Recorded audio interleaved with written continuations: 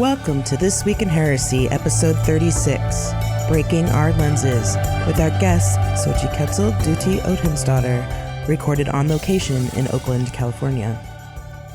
Hi, Xochi. Welcome to This Week in Heresy. Hi there. Thanks for having me. So for those in my audience who don't know who you are, could you please introduce yourself and talk a little bit about who you are and what you do? So my name is, and you can put your pens down, there won't be a test on this at the end, Xochiquetzal Duti Odinsdottir, and I am an activist. I am a social justice worker. I'm a priestess in the Fellowship of Isis. I am an initiated tantrika with Sharanya, based here in the Bay Area. I am a recently elevated to high priestess status within my own tradition, Treebridge Tradition. I am a house member to an Umbanda house based here in the Bay Area as well. I talk a lot about social justice issues, specifically racism within the pagan community, and then the intersections between race, gender, sex, class, etc. I'm an intersectional feminist witch is the best way to put it, by means of the mujerista movement, which is a focus on women of color, specifically brown women of color. I am an ally to people in struggle, and people call me an agent of social change, and that always makes me feel weird, like I should have a cape, but I'm a big believer in no capes. And so I go out there and just do the work, or at least I try to. Well, yeah, certainly. I mean, I've seen you grow over the years because, I've seen you at PantheaCon a lot, and it's been amazing the work that you've been doing. And especially, there's been a lot last PantheaCon, but also this PantheaCon, and there's a lot of big stuff that happened. So could you describe a bit about what went on at PantheaCon? So maybe this is no surprise to your listeners, but at PantheaCon this year, there was the traditional Discordian newsletter put out called PantheaCon. I have actually been featured in it before as a member of the Ecclesia Antinuo. Mm-hmm. Usually you can take that as, I put it as the equivalent of finding out that Weird Al wants to parody your song. It's kind of this, right, this symbol that you've made it. And the writers, an organization of Discordians within the Discordian group, get together to write this. And they decided to write a blurb similar to what we have in the regular PantheaCon programming, the Daily Oracle, about the non-statement created by COG and organizations like the Troth, skewering them for their lack of conviction in writing a statement in solidarity with the Black Lives Matter movement, which other organizations like Solar Cross Temple and Heathens United Against Racism, and I believe the Koru, the Morrigan priesthood. Oh, Koru Cuthbert. Yeah. I probably just murdered the name, but the Morrigan priesthood based here in the Bay Area had also written statements that were definitely much stronger, much more convicted toward the idea of being in solidarity with the Black Lives Matter movement. And on the one hand, you could see what they were going for. You could understand it. It was written in a way that unfortunately made a lot of people of color recognize that microaggressions are still a thing, even on the convention floor. It took, and in the space of a paragraph, basically shredded a lot of the work that people in coalition with the Pagans of Color Hospitality Suite and the Pagans of Color Caucus and the convention staff, the programming chairs, the head of the conference, the producer, had been doing both behind the scenes and in front of the scenes to bring the topic of racism in paganism to the forefront. And it was done in a way where the message ended up skewering the very people that they were trying not to. Right. And they have since issued an apology. And this is not my way of saying I, as the monolith or the speaker for all pagans of color. This is just me personally thinking that I can be graceful about the apology, but I can still feel that the apology fell very flat of its initial goal. And it's my hope moving forward that I can continue to focus on the work that I am doing without having to hold the hands of the Discordians who wrote Pantycon and who wrote that paragraph specifically, and say that I understand what they were trying to do and that I accept their apology. I accept it on its surface. Mm-hmm. I think that there are actions that they can take moving forward to show more solidarity with not just the Black Lives Matter movement, but also with pagans of color in general. So that was my take on it. Between that and the running of a hospitality suite that every year has interesting moments.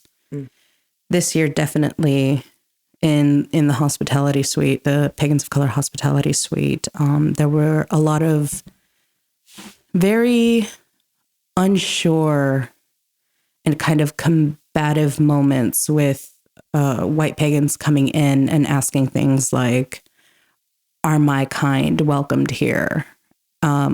Which were very gracefully answered by, "Everybody is welcome here. Have you eaten? Would you like a cookie?" Mm-hmm.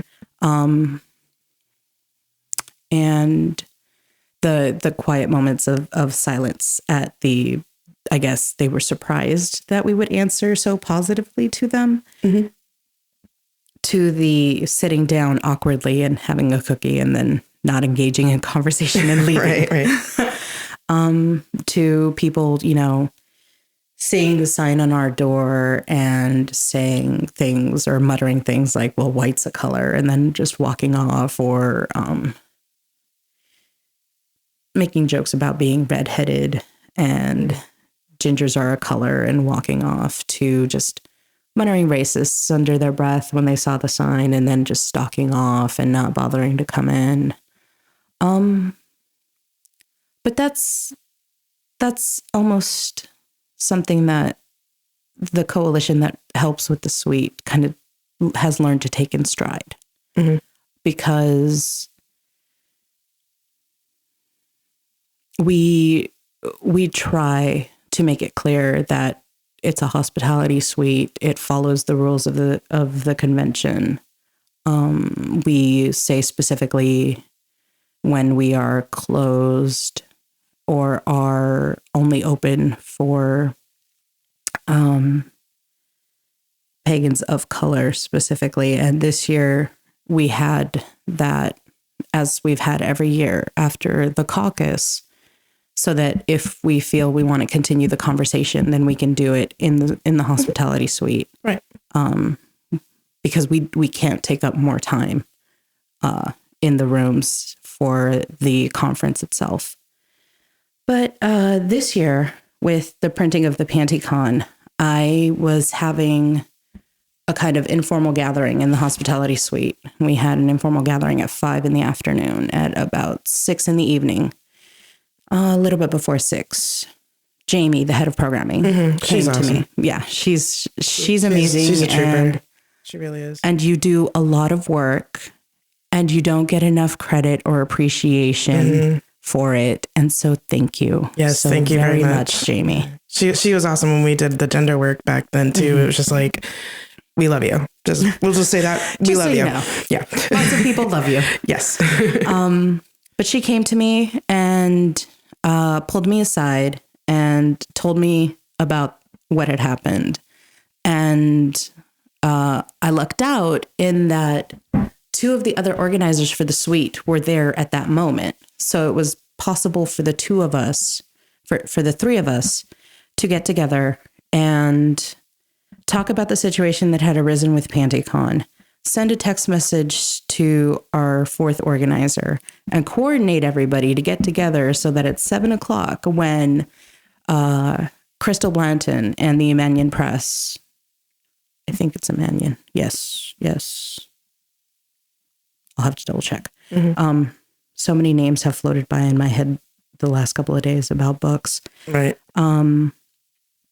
Was holding the Bringing Race to the Table panel discussion that the four of us were able to shut down the suite and go down there in a solid unified front when Jamie announced to the panel what had happened and the steps that were currently being taken by the conference staff. And whether you agree or disagree with what they did, I will speak to say that the decisions were immediate and decisive. And it was that kind of action that creates and helps to foster the sense of trust, both from POC to people who want to be in ally work. There was no vacillating. There was no judging for tone. There wasn't any, are you sure that you should be offended by this? They gauged our reactions as they occurred, and they checked in at all times to make sure that we were still okay or if we needed anything, which is the kind of thing that you want to see when you're doing coalition work with allies, not just amongst POC. But right. On top of that, just for being on top of it, my coalition, my co-organizers, co-conspirators, friends, people I consider family, Black Talon Firewind, Anya Anderson, and Elena Rose were absolutely instrumental to helping me keep my head on my shoulders. Because when I heard about that, like the whole world just went blood red. Yeah. Just everything shut down, and I went cold. I went cold and shaking a little bit, because it's the kind of situation where you're sure that there are many, many layers to how it even came about. But now it's here and it's in front of you. And it's that moment of, well, you almost feel like, well, you knew it was going to happen eventually. You figured you had a little bit more time to prepare for it, but now it's staring you in the face. Right. Which is, it's not a good place to be. No, it's a difficult place to be the person that is in the center of the change, and, having to organize these things and being the organizer. Cause it's, I know from my own experience, it's just kind of like, hey, wait, when did I become the leader here? Huh? Wait, back up the boat. It's too fast. Make it slow down. Oh no, I can't stay off this train. Ah. Yeah. And it's one of those things where that's part of why I'm so grateful to the three of them, because even though that was my initial reaction and that was my initial feeling on the whole thing, I knew that I had three other people who could bolster me up and would give me the time I needed to breathe, get myself together, stomp my foot a little bit, right? And be able to just have that reaction, right? Just to have that honest reaction in a space where I was supported and I wasn't going to be gaslit because of my reaction, because they completely understood why I was having it, which sometimes with white allies, I can't say the same, because as evidenced by many blog posts, they didn't understand it initially. They were like, I at first thought it was funny. And then I realized why it wasn't. And it was like that moment of realization that just kind of happens for people of color. That because microaggressions, microracializations, that's just our day to day.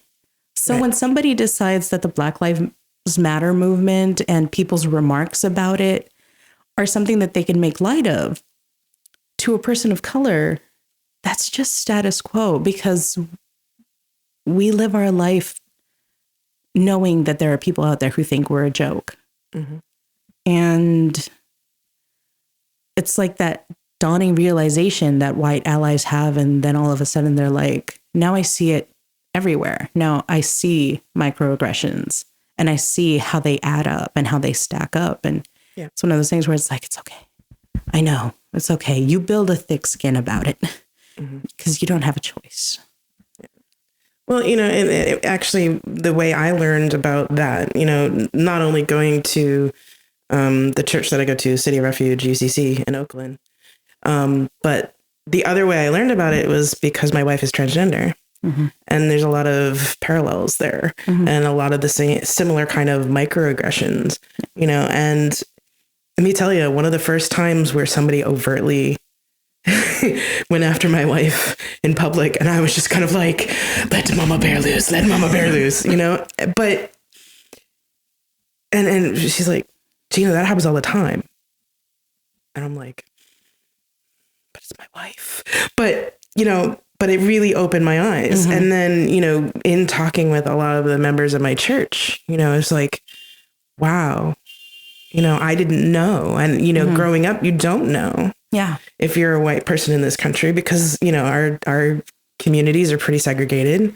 Right. And, I've learned more about other groups of people by living in California and living in the Bay Area, because it is much more diverse than where I grew up in New England.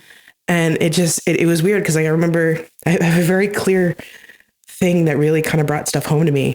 I went back east during Christmas time, and I was taking the Green Line from where my parents lived to, well, actually it's a little ways from my parents, but anyway, I was taking the Green Line into Boston, and I'm sitting there looking around.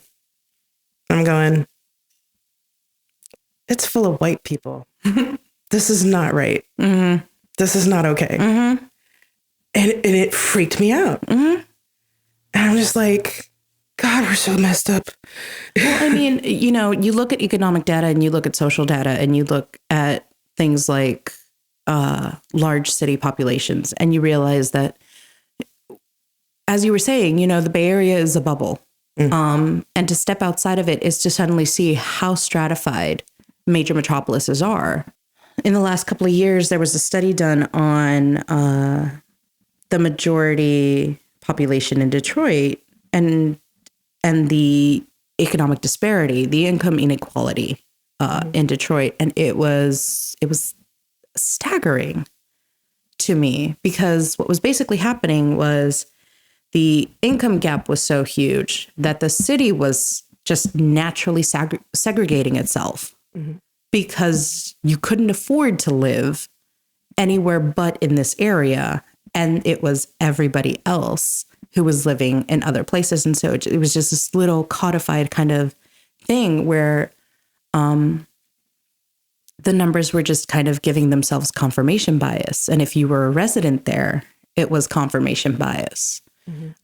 Because you were seeing the thing that you were so sure that we had taken care of in the 50s and 60s, and that was all over with. And it's like, no, it's still a thing today. White people in this country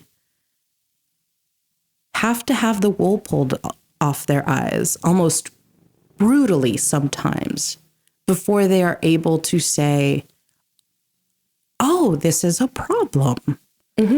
But it's that brutality of pulling the wool off their eyes that all of a sudden also makes it, oh, but it's not my problem. And it's that like, I don't know how many times I have to explain it to you, and I don't know how many different ways you need to hear it, but no, it really is an issue. Your silence and your hand washing of it makes you complicit. It makes me complicit as a non-Black POC. I recognize the ways that white supremacy is codified so that I have a leg up on my Black brothers and sisters. And so I have to constantly be like, wait, hold on. This isn't fair. This isn't how the system, this is exactly how the system is set up. It's rigged in that way, and I don't want it to be. And so I have to fight that system as well. And then I have to do it within my own community. And then I have to, find a way to continue to be in coalition with people and earn their trust. So this constant work of allyship, it's just it's kind of playing a catch-up game with white folk. It's like, come on and catch up already, because some of us are way ahead on this board. Right. There's the whole thing in the progressive community where we tend to eat our own anyway, no matter what group you're in. Right. And then, there's also the, what my wife likes to call white woman's tears. Yeah. And how feminine, a lot of the white feminism just goes when it comes to people of color. So, Elena Rose said this thing, and I'm probably going to paraphrase it horribly, about how we seem to be designed to eat our own, and about how we need to stop doing that. But in order to stop doing that, we need to feed each other things that are better, other things. And I've reached this point where I completely understand a white feminist who is like seeing all of this and seeing police brutality on the daily, and like it's showing up in her Facebook feed day after day after day. And there's that momentary floundering of like, oh my God, this whole world is so fucked up. How are we still even alive? And having those moments and crying those tears. And that's fine, because that's an immediate reaction, and that's fair. You can have those emotions, and those emotions are completely valid, and they're totally yours. And I get that. But once you've dried your tears, actionable things must happen now. Yeah. What do you do? Exactly. And so I've kind of reached this point where I've reduced feminist theory in my own head and kind of quietly started talking about it as there's a difference between what feminism wishes to be and where it is currently. And where it is currently is very segregationist. Yeah. It's I cannot deal with a woman who is of color, is of a different economic status, is of a different social status, has these specific issues, because I cannot relate to that. And therefore, I will just subsist on only the things that I completely understand, which are other white feminists. Mm-hmm. And then the rest of us are going, hello? And I mean, that's kind of my gauge at this point is your feminist intersectional? Yes. Okay, continue. Is your feminist trans inclusive? Yes. Okay, continue. Is your feminist aware of et cetera, et cetera, et cetera? Mm-hmm. And then once you hit a no, then I'm like, okay, well, go back to start. Right. And keep going until that no is a yes. And so I kind of reached that point where I just said, segregational feminism isn't for me. I'm an intersectional mujerista, and that's just how it's going to be, because that's one, the theory I can relate to, and two, it brings an understanding of what feminism should be to me, which is a problem, because I think a lot of people look at feminism and say, oh, it must be very subjective. And I'm like, but it has some very clear objectives. Yeah. And yet there are people who think that it is specific to their life experience and what they are doing and what they're struggling for. And that's great. I'll keep going big picture over here. Well, I guess it's just kind of one of the human failings that, we kind of, we have our own lenses on how we see the world. Right. And, we're not going to not see the world in those lenses. Right. But, what and what you and I try to do is break people out of that lens, like, here, let me crack one of those lenses for you so you can see outside. Mm-hmm. Yeah. and it's interesting to see there's kind of like two reactions to that. Mm-hmm. There's the, I'm going to shut down now and not do anything because, oh my God. And I understand that, because, there's some times where I'm just like, I'm turning Facebook off. I'm turning the internet off. I'm going to go hide under my covers. Mm-hmm. And then, there's the other reaction where you see them open up and, there's that kind of, oh my God, at first. And then they're like, how do we fix it? Right. Right. And I think that's one of the things where it's like, it's not even about marketing. It's about finding somebody who can support the person through the initial moments of like, oh, the world really is like that. Holy crap. Mm-hmm. Now what? Right. And there's that kind of moment where they're floundering and stuff, where if you can get them to see and recognize the humanity in marginalized people, then what you've finally got is this little seed of potential allyship in them. Because then it's like, okay, you recognize their humanity. Well, here's what you can do. Here are the automatic actions you can take that will actually do something, do some good to these people that you were not aware of a week ago, 5 weeks ago, a year ago, etc. 10 years ago. Right. Yeah. And that's one of the things about, white supremacy, economic supremacy. It's this concept that if anybody isn't at your level, they don't exist. They're non-entities. And it's that denial of humanity for just each other that kind of just drives me nuts. And I'm just rattling my cage going, how do you not see that? Yeah. Because I'm stuck because I do see it. Like I've basically taken a vow to see that, Right. As a magic worker, that's kind of the basic law right there. Yeah. It's kind of what you do. It's in the job description. Right. Exactly.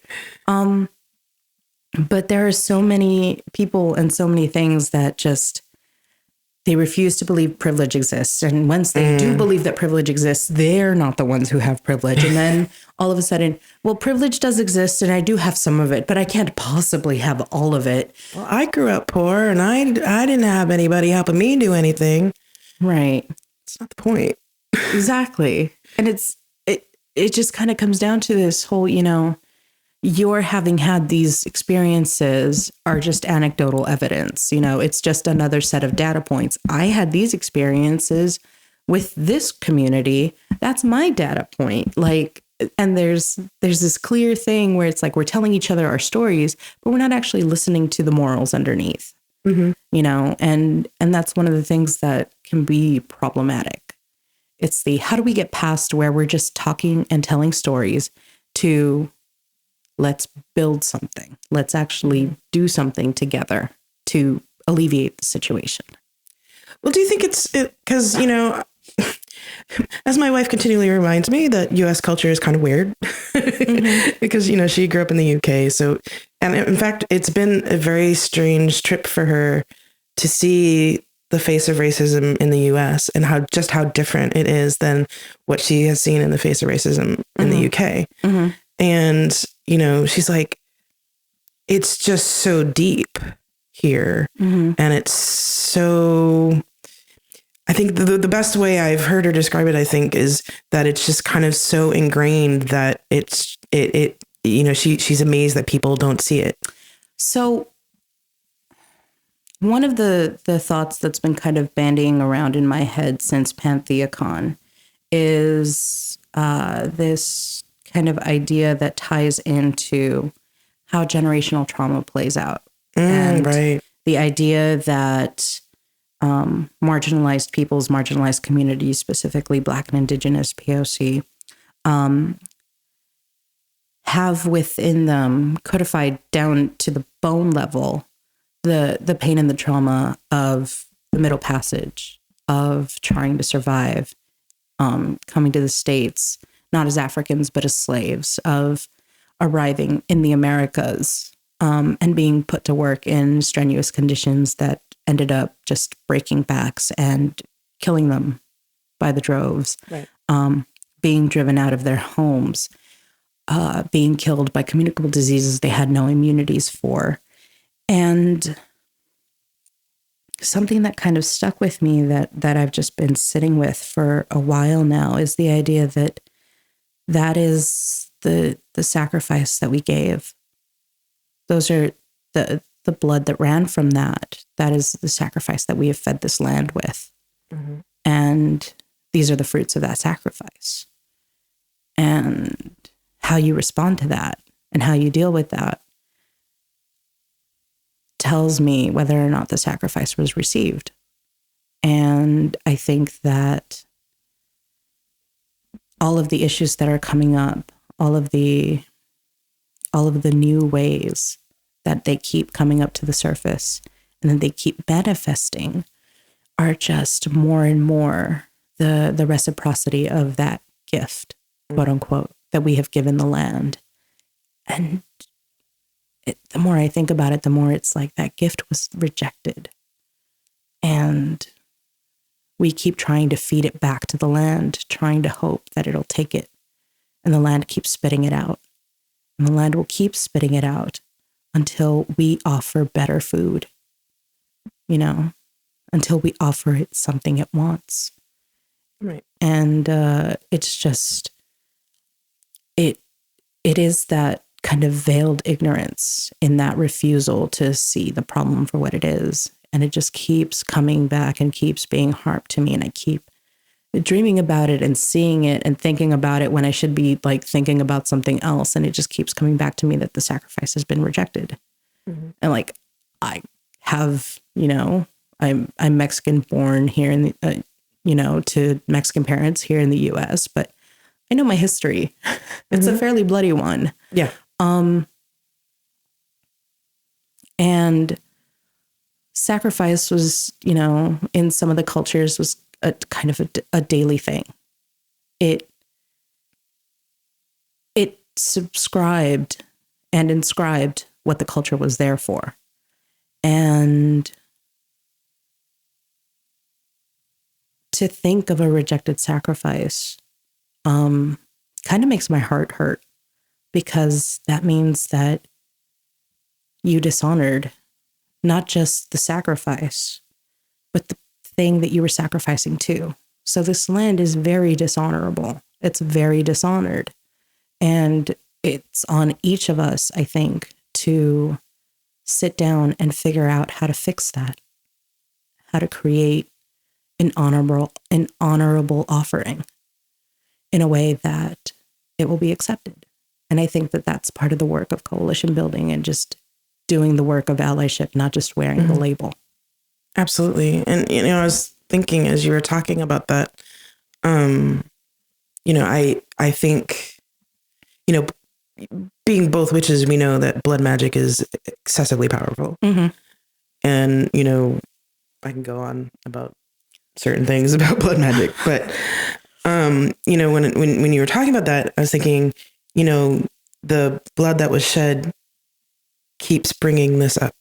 Mm-hmm. And until we fix the system, it's going to come up and it's going to come up and it's going to come up. Mm-hmm. And I think, I don't know about you, but I think it seems like with the dawn of the internet, especially, we are seeing like the blood magic going, ooh, opportunity. Mm-hmm. And a lot of it also, if we look at the internet as an angel in disguise in that way, then what it's also afforded us is an opportunity to pull away and say, okay, history is not what we've been told it is. Here is the actual history. Here is the photographic evidence. Here are the firsthand accounts that we weren't taught in the U.S. education system. And that has always been kind of a very deep-seated issue for my mother, because she absolutely refused to believe the U.S. history books growing up. Mm-hmm. Like, we would come to her and be like, so we're going to learn about Columbus Day now, and we're, in 5th grade, and we're going to recreate the landing of Columbus. Yeah. And she would pull out her history books from the Mexican school system, and she'd be like, so we're going to learn about Columbus now, kids. And we'd be forced to sit down and go to school after school, mm-hmm. because my mom would like make us read her textbook, and we'd be like, well, that's completely different from what happened here. And like, one of the key points is that the U.S. history in education absolutely, completely, and totally doesn't tell you that Columbus went back in disgrace, mm-hmm. that he basically was like a discredited doomsday sayer, mm-hmm. And he was completely and totally, like, his reputation was in ruins, and he basically died like unloved, mm-hmm. alone, completely and totally morally bankrupt, because there was no one who would be supportive of him anymore, and so the U.S. history, U.S. education completely glosses over that. Mm-hmm. Completely. Absolutely. Doesn't even talk about it. Like, he shows up in Hispaniola, and then he goes back, and he had 3 ships, and they tried to throw him overboard the second time, but they didn't. And then they made him leave, and then they sent him back one more time. And then he went back and he died. And it was like, no, actually, he fell out of favor so hard and so fast because he wasn't actually a return on investment that, like, you know, and that's part of the history. Like, Yeah.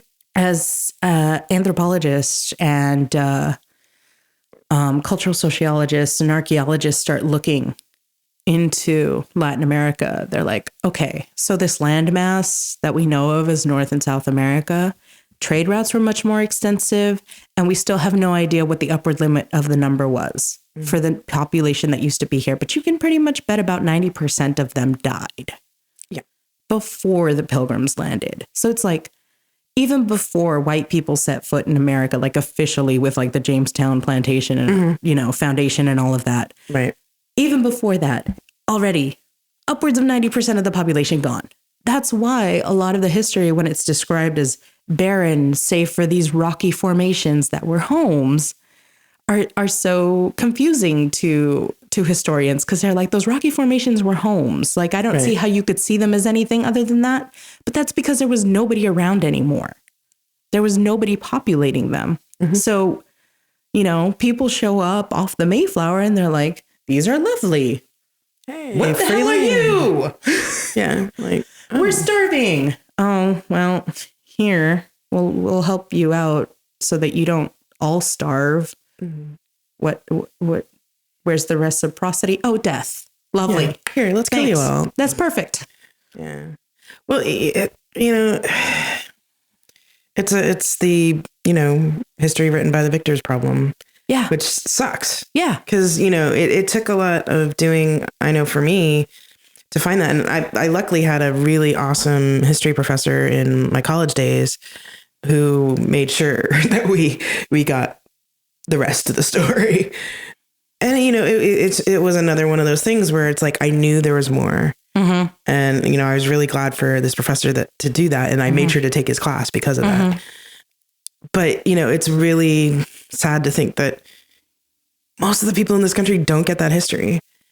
But we also have the internet, which is a fascinating weirdness because you've got people trying to do revisionist history.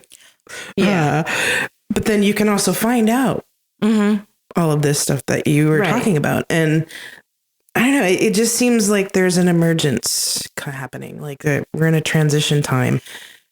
There's the emergence of it, but at the same time, there's the people who absolutely do not want the status quo to change, who are just kind of digging their heels in even more. Kicking and screaming. Yeah, exactly. They're like digging their heels in, hooking their claws into their belief or their version of events. Right. And absolutely refusing, no matter what, to believe that anything is different. And, you know, they kind of remind me of this, this favorite little story that I used to hear a lot in church group about the man who was dealing with flooding in his area. And like, they would send out they send out the distress signal. And he's like, no, God will provide. And then they sent out the firefighters. No, God will provide. And then they send out the boat and the water keeps rising. And then they send a helicopter and then he drowns and he gets to heaven. And God's like, well, did you hear the distress signal? Did you see the boat? Did you take the helicopter? Like, what more do you want? Exactly.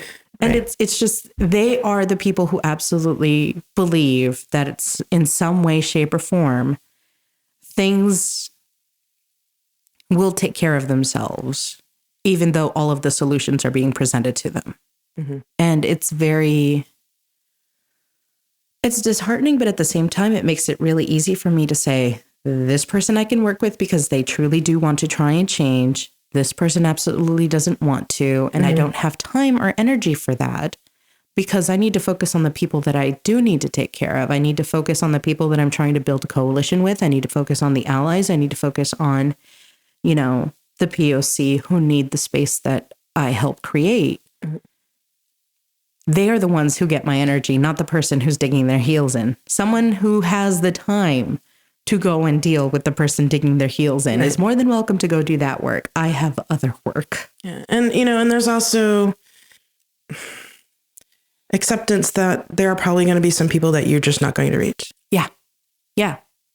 And I just, So, a short story that I had read in an Anne Lamott book, and I'm filled with the stories today, is about a woman who is the partner of someone who is an alcoholic who refuses to get into recovery. Mm-hmm. But she's going to the AA meetings as a family member of someone.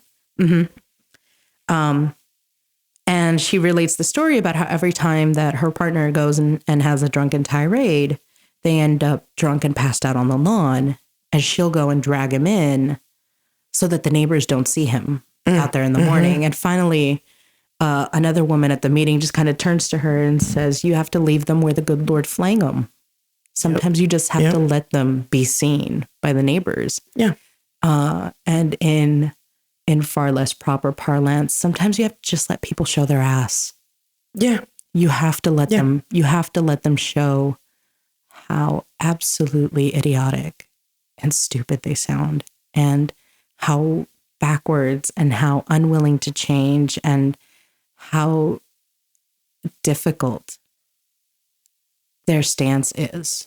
Mm-hmm. Not because you think any of those things, and not because you believe that that's what they are, but because that's the statement. That's the kind of, it's heartbreaking to have to use ableist language to talk about the dehumanization that racism plays in my life.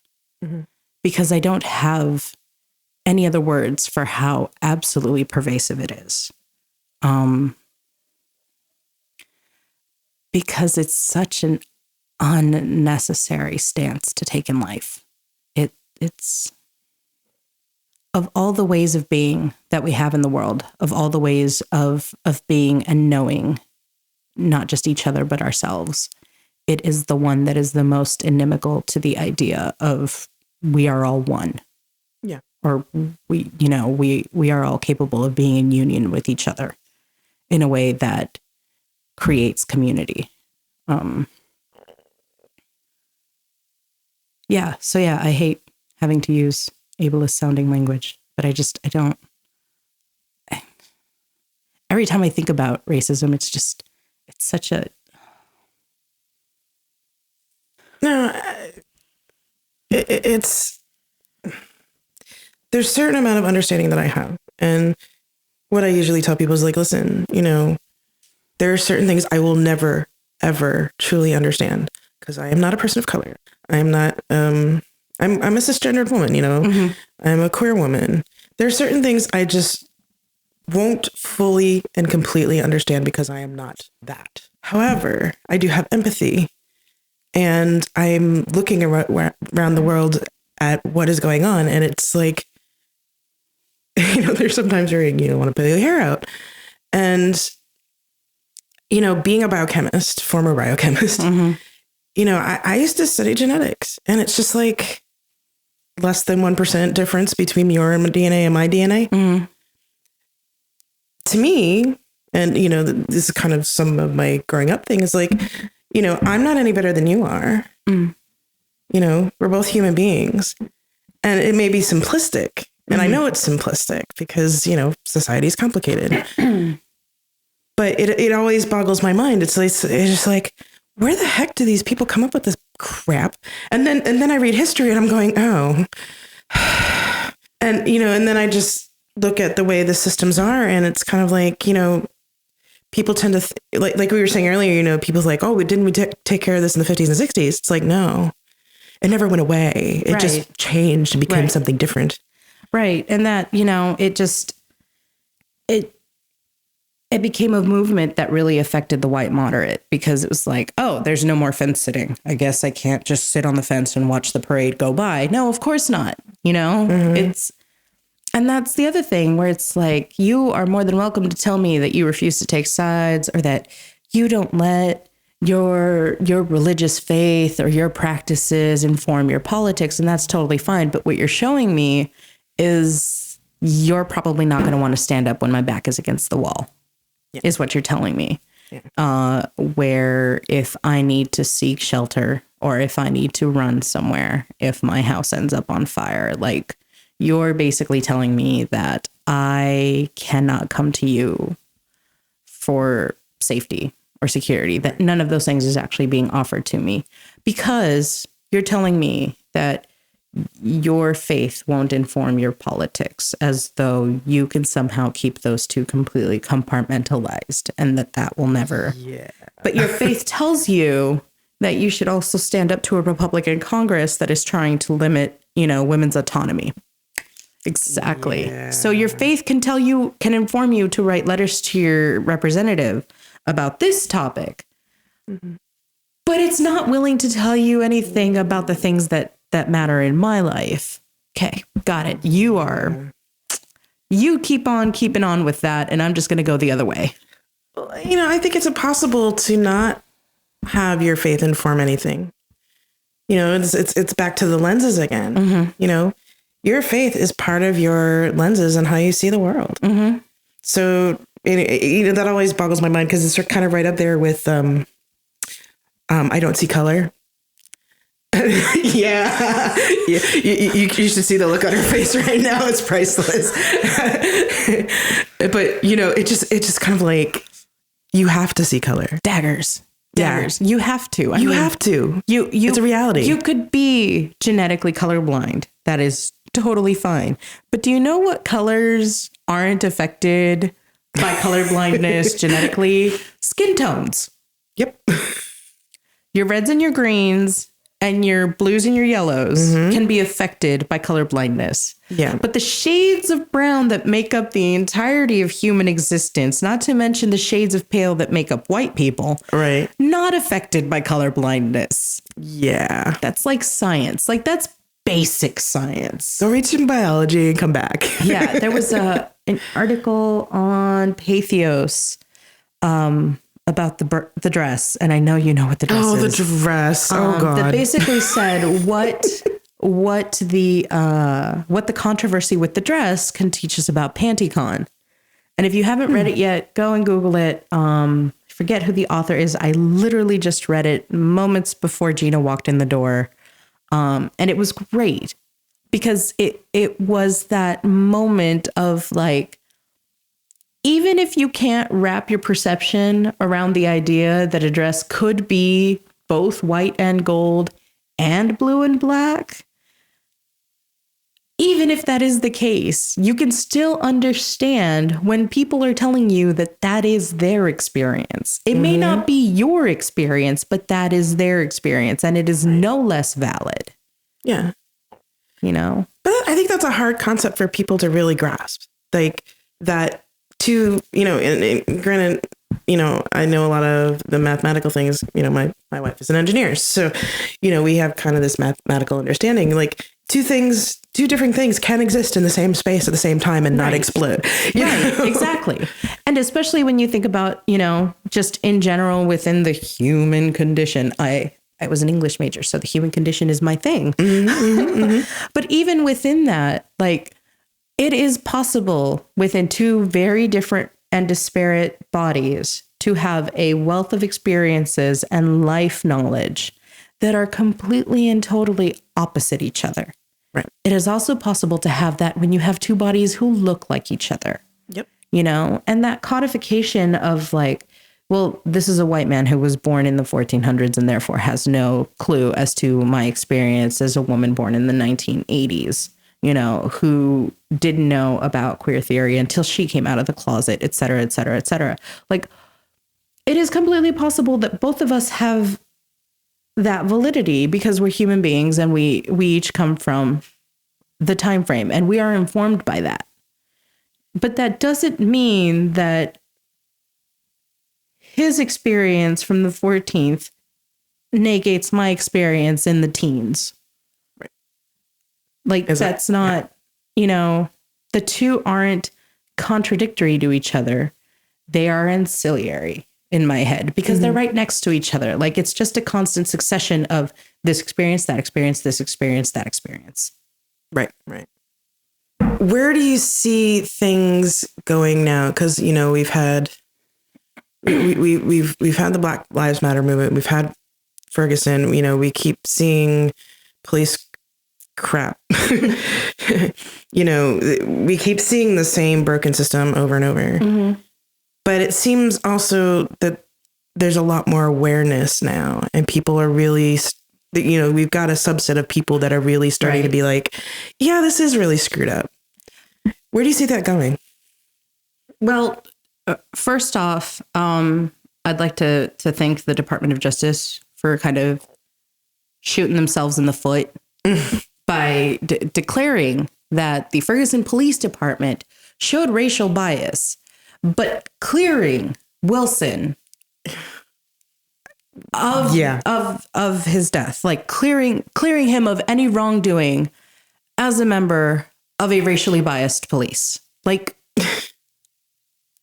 cognitive dissonance in one report finding. If we're really wanting to look at like a prime example of cognitive dissonance, it would be the Department of Justice in their findings that they released. And I'm just like, how do you tell me that this man worked for a police force that showed racial bias in such high propensity that the death of an unarmed Black teenager on a side street in a small town wasn't motivated by the environment that this police force is actively working with and for?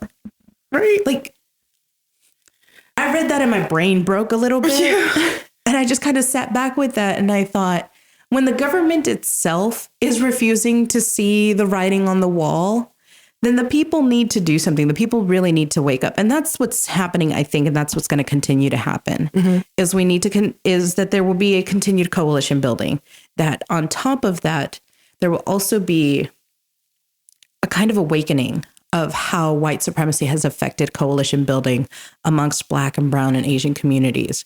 Because within us, within our communities, there's a lot of unspoken bias. Yeah. And that kind of goes back to like things that I do. Like, I recognize that I benefit from white supremacy as a non-Black POC because it's true. Because white supremacy asks us to stratify ourselves, asks us to put ourselves into a hierarchy where instead of forming coalition and working within our own communities of color and then bridging across our communities and coming together as a unified front, they are expecting us to want to knock each other down so that we never focus on how insidious white supremacy is in our lives. Right. And so I think that that's one of the things that's going to come out is that there are going to be more people of color willing to, quote unquote, stretch across the aisle and actually finally come together in a way that does something that creates a change. I think back to my grandfather, like telling me stories. He was an early, organizer with the UFW. And so he went up and down the Central Valley, ended up in Oakland a couple of times, saw the Black Panthers and the Brown Berets. And he was living in SoCal, and he would tell me these stories of like, you want to talk about actual coalition work, Chinese, Filipino, and Mexican immigrant, mostly illegal labor, unionizing in such a way that even though there were language barriers, they were still able to get their message across. They were still able to work together. They were still able to create basic protections and rights for the workers, regardless of whether they were Chinese, Filipino, or Mexican. Right. But also, he was like, the Black Panthers were like showing up and learning union organization skills and bringing in their union organization skills and sharing skills back and forth. And he had a lot of respect for that. Right. Because that was something that he really kind of liked. He liked the idea, like, he would constantly tell me, in his very simplistic way. He had no formal education to speak of, really. But he would constantly tell me that he's like, don't let anybody ever tell you that there's a difference between you and a Black girl or a Black boy and you growing up. Like, there is no difference. You're all of you, shades of brown to white people. Yep. And that's what scares them, is how many more brown people there are to them. And if we can get that kind of moved forward, if we can find a way to create solid coalitions that deal directly with anti-Black, anti-brown sentiment first, so that they can come from a solid core of mutually assured construction, then I think the Black Lives Movement can expand to encompass actual change for the entire U.S. Yeah. Which I think, honestly, my personal opinion is that it would be the best thing for us to go through. And it's gonna be hard. Yeah. And it's gonna hurt. Yeah. Going through it. But, I think we need to move forward, because what's happening now is just not working. Right. And I mean, so many people complain about, oh, democracy's broken, democracy's broken, democracy's broken. Revolutionize it. Yeah. Do something. Yeah. Not necessarily like literally blow shit up, but I mean, blow apart all of the standards that we think that this country is founded on. Blow apart all of the institutions that tell us that things need to be a certain way. Mm-hmm. Take all of that apart, literally like a blown out diagram of like all of the tiny little moving pieces, and start removing the stuff that's broken and putting in stuff that works. Right. But that takes getting in on the ground level, being willing to do the work and doing the work, which is hard. Yeah. The work is not easy. The work of coalition building is not easy. Emotions tie into that. Enculturation ties into that. Recognizing hierarchical structures tie into that. Recognizing how, the schools to prison pipeline and the prison industrial complex affect the amount of youth that are out there who are seeking somebody who's willing to stand up and say, this is some fucked up shit. Mm-hmm. And we should be fixing it, because fuck this shit. Right. If it's not working, fuck it up. Yeah.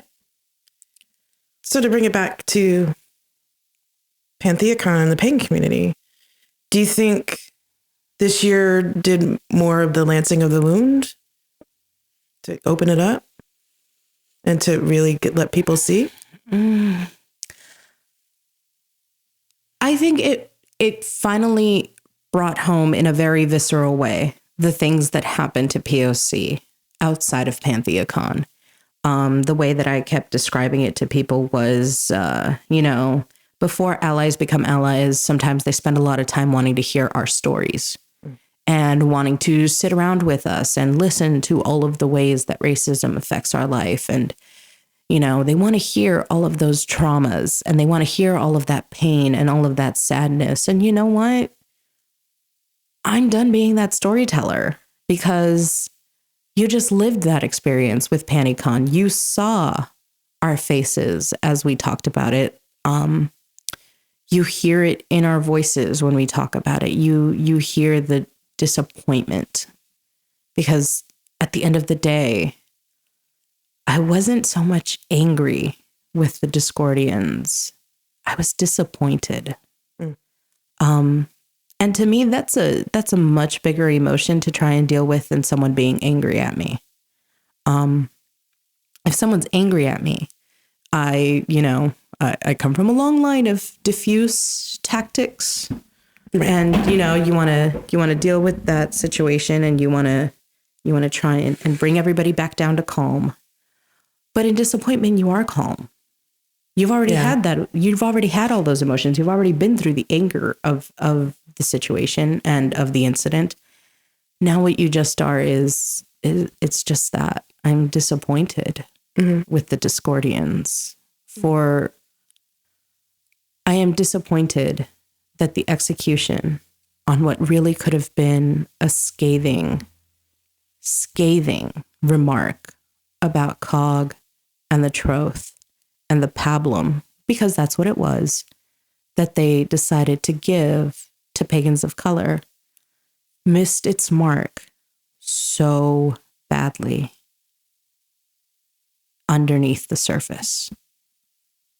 And it's that disappointment that I want to throw my hands up and be like, why do I do this? And I did many times in private to my wife when I came home and we were discussing it. I just kind of kept throwing my hands up and going, why? Why do I put up with this? Mm-hmm. Why do I keep showing up to a conference where I have people who mutter racist at my door and then walk away. I have people who show up and confrontationally ask me if I would invite them in. And who would think that it was funny to talk about how organizations answer the call to stand up for dead Black boys in the streets? Why do I keep doing it? And my wife, agnostic human that she is, humanist agnostic that she is, just kind of looked at me and said, because you couldn't live with yourself or look at yourself in the mirror if you didn't do it. Because she's right. Because every day is a new opportunity. And I think at PantheaCon, the opportunities just became much more apparent. And I would be remiss if I didn't say that part of me was capitalizing on that as an opportunity for people who have been fence sitting to say, here is an actual wrong that has happened. Here is an actual wrong that has been inflicted on people who should not have had that wrong inflicted upon them. And I recognize the wrong, and therefore I will do something about it. And I think a lot of people who were unsure about what allyship really looked like saw some very fine examples of that at PantheaCon. Of all the places that it could have happened, I'm glad it happened at PantheaCon, which sounds like a horrible way to put it because I would rather have hoped that it would never happen. But when I consider the work that has been done for the last 5 years to continue to have this discussion, to continue to present it forth, then I realize that it was in a primed position for response and for action, both on the hands of the coalition builders, the allies, and the audience, who were completely unaware that any of this was going on. And it's kind of an interesting thing to have sat back on all of that and read the reports from other people who went to PantheaCon, who were talking about how it was so great and this, that, and the other, who had no idea that this was even a situation that had come up until after the blog posts started going out. Right. You know? And so it was this kind of thing where it was like, it didn't kill anyone's experience of the conference itself. Right. But it did color their perception of it from that point forward. Yeah. Well, made them more aware. Right. Yeah. So, I mean, back to that whole notoriety as a double-edged sword. Right. Here's the gift and, here's the poison all in one. Well, I also wonder, do you think the other part, some of the reason why you do it too, is that there's this grain of hope that, as PantheaCon is kind of a microcosm of the greater society, that, if we can succeed in our own little bubble, that maybe the rest of society will follow suit? I would be remiss if I didn't say that I wasn't hopeful for it. But as with all things, hope tends to be very multi-layered within POC, because at least for me personally, the way it's always gone is hopes get dashed before they get answered.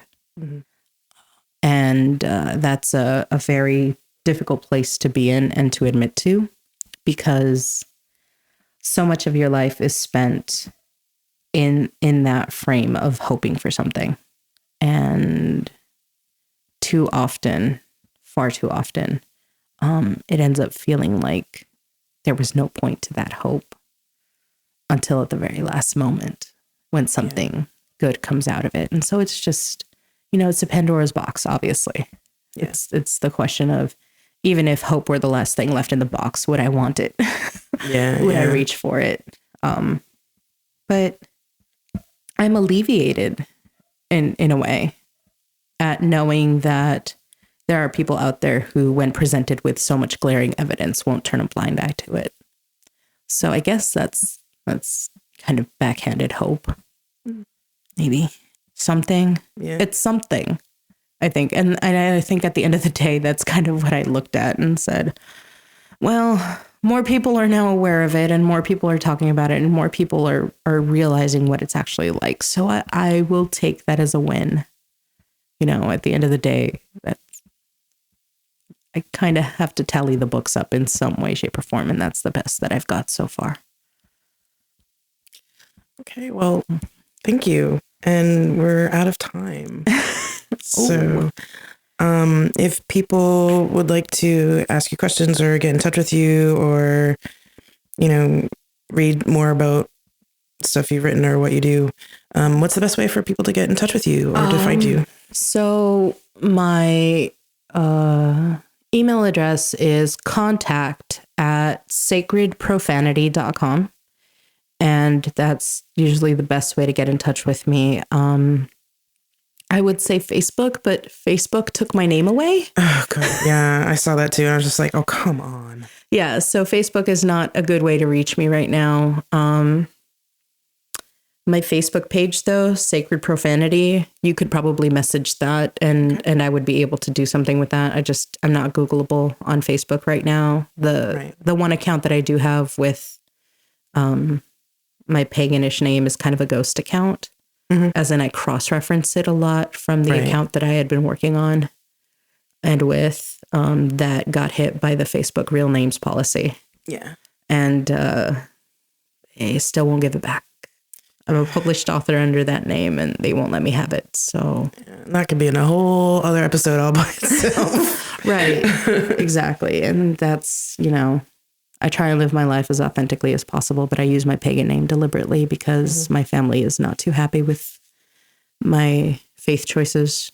And, you know, for the sake of my wife who does not get involved with this stuff, you know, she's asked for privacy and that's one way to give it to her. And absolutely. So, yeah. Okay. Email is best. Okay. Well, we'll have a link to your email. Okay. And you said you've also mentioned that you were published. Any particular books that you'd like to point people at? So the latest book is an Emanian Press publication, which is, I believe, due to come out. I think it's on pre-order right now. And it's called Bringing Race to the Table. Oh, and it was edited by Crystal Blanton. That was some late night dealing and wheeling to get that submission to her. Because somewhere in the internets, my original one is out there floundering in cyberspace, but it got in, thankfully. And I'm glad that it did. So that is the latest one. I am still currently writing up my blog post of my Pantheacon experiences and just kind of working on some stuff. It's been very quiet on my website for that reason. It's just after last year's Pantheacon, it just kind of everything fizzled out of me. Yeah. And I guess it took a whole cycle for it to all come back. And so I've been writing kind of regularly. I'm also currently working on a translation of Jason Thomas Pitzel's manifesto, Witchcraft Today, Witchcraft Tomorrow, in Spanish. So that'll hopefully be out before the end of the month, maybe in time for Ostara. Awesome. Yeah. Well, I'll point folks to your website in the show notes, and I will have a link to the book. Yeah. I've heard about the book and I've heard a lot of good things about it so far. So I'm excited to read it. Yeah. Excellent. Well, thank you for being on. Not a problem. Thank you for having me. I'd like to thank Xochi for joining us this week. As always, if you have comments, questions, or would like to read the show notes, you can go to thisweekinheresy.com. You can support This Week in Heresy by subscribing to the show via iTunes or the Stitcher app, following us on Twitter at TWIH Podcast, or financially through Patreon. Thank you very much for listening, and we'll see you next time.